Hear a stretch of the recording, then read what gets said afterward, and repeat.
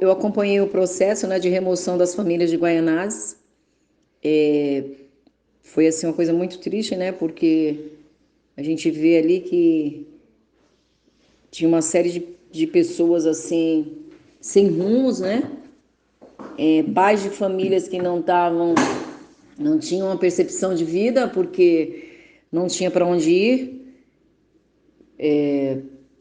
Mesmo antes da pandemia, os pais que já estavam desempregados, as pessoas foram ocupando aquele terreno e quando começou a pandemia piorou, né? Tanto aqui como em todo lugar, a orientação para a prevenção do coronavírus tem sido ficar em casa e lavar as mãos. Mas quando de um dia para o outro você e sua família não têm mais onde morar? Pelo menos 10 reintegrações de posse rolaram em São Paulo durante a pandemia.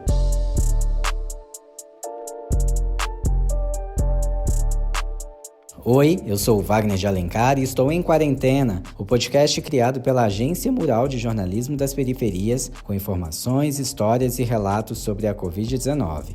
A Dânia, que a gente ouviu no início do episódio, é do Movimento de Moradia. Ela acompanhou a reintegração de posse do terreno Sítio Roseira, em Guaianazes, no extremo leste de São Paulo, no dia 16 de junho, que retirou centenas de famílias que viviam no local. E aí o povo começou a ocupar o lugar, ocupar pela necessidade, foi ocupando, e chegou em torno de 500 famílias ali, e não teve nenhuma solução, né? Porque, na verdade, eu cheguei no oficial de justiça, foi algo que foi, assim, surpresa. Mas mesmo sendo surpresa, que ia ter essa desocupação, 3 dias antes foi avisado.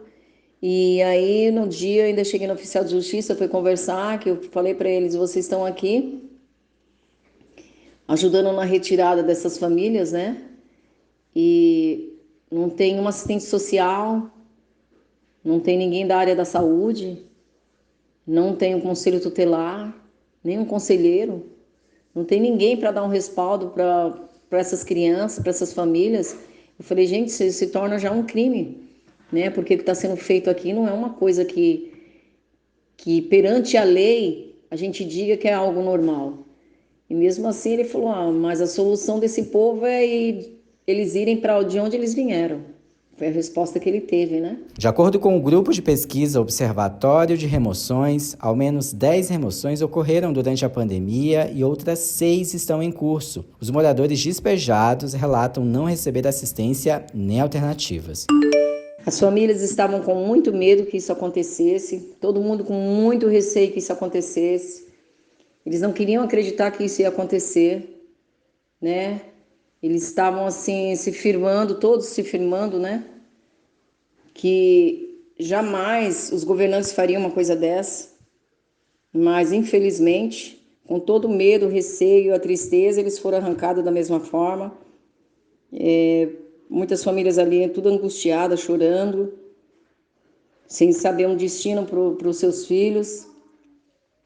Essa é a realidade que a gente viu ali. Para tentar evitar situações como essa durante a pandemia, um projeto de lei chegou a ser aprovado pelo Congresso Nacional. Ele buscava proibir despejos até dia 30 de outubro, mas os trechos que tratam do tema foram vetados pelo presidente Jair Bolsonaro. Em São Paulo, a Defensoria Pública chegou a solicitar que novas ordens de remoções não fossem tomadas nesse período, mas o Conselho Superior da Magistratura do Tribunal de Justiça do Estado de São Paulo rejeitou o pedido.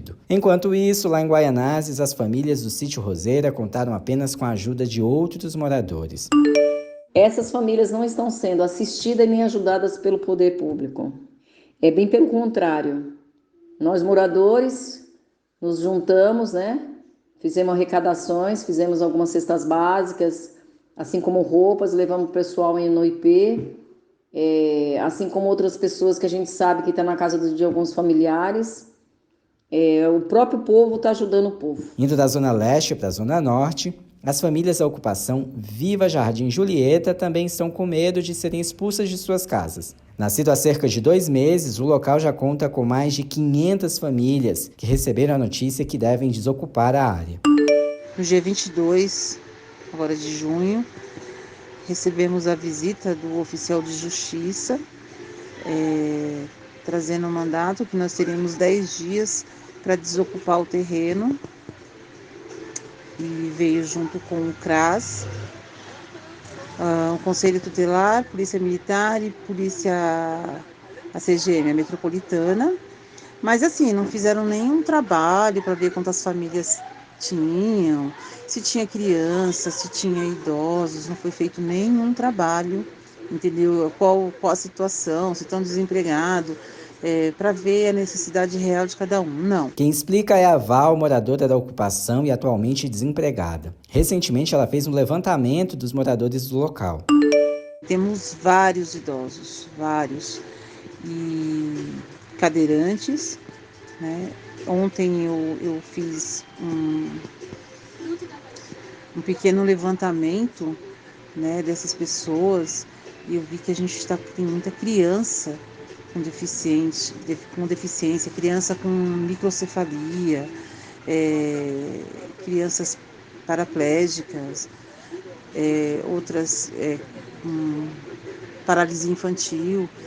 E assim, fiquei impressionada com o número de crianças deficientes na ocupação. Ela também comenta sobre a falta de opções oferecidas pela prefeitura e os motivos que levaram as pessoas a ocupar aquele espaço. A vulnerabilidade todos nós estamos, né? A situação do coronavírus. O que acontece hoje?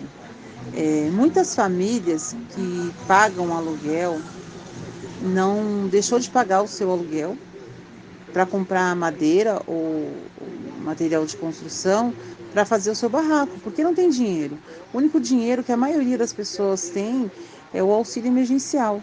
Então foi bem na semana que a gente recebeu o auxílio mesmo, entendeu? Foi onde a gente comprou as madeiras. Então a maioria das pessoas não tem para onde ir.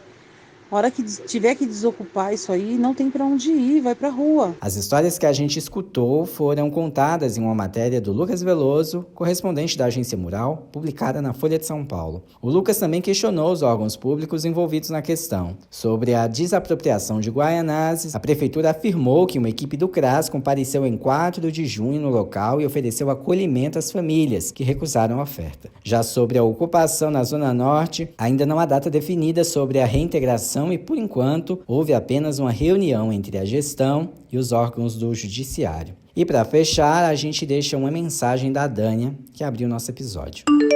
O povo só quer ser tratado com dignidade e respeito pelos governantes. E o desejo de cada pai de família é ter um lar digno para que possa criar os seus filhos.